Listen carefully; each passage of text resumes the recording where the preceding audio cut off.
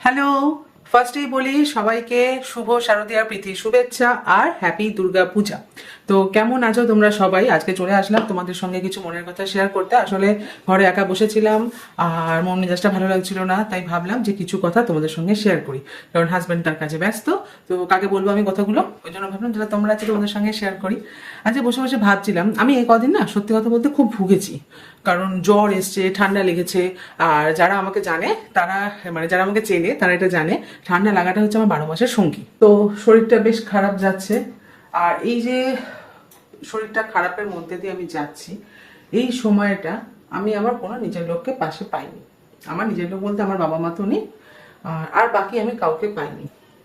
আমার শুধুমাত্র খোঁজ নিয়েছে হচ্ছে আমার কিছু বন্ধুরা, আর আমার মামা মামি আমাকে দেখতে এসছে, ব্যাস এইটুকুনি। আমি আর কাউকে দেখিনি চারপাশে।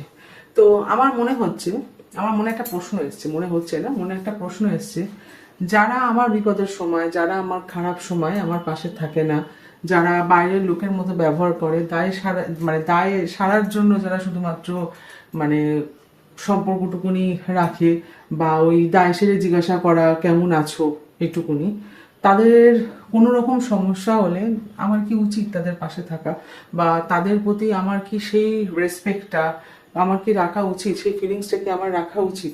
আমি শুধু ভাবি, আমার মনে হয় রাখাটা উচিত না। কারণ যেটা পাবো অবভিয়াসলি সেটাই দেবো।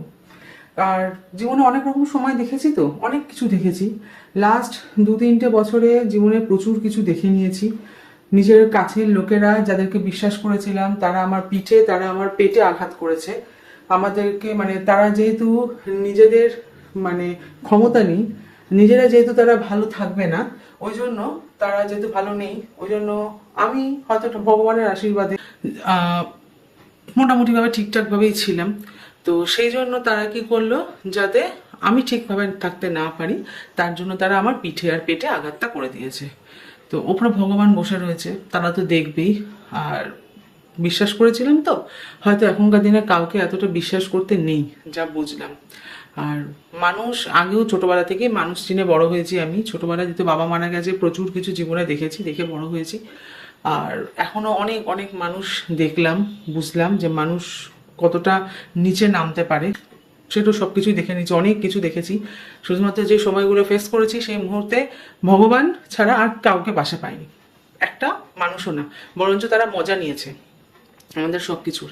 আর যাদেরকে বললাম পিঠে আর পেটে আঘাতটা করেছে, তারাও মজা নিয়েছে, এখনো তারা নিচ্ছে মজা। শুধু ভগবান যেদিন মজাটা নেবে সেদিন টেরটা তারা পাবে।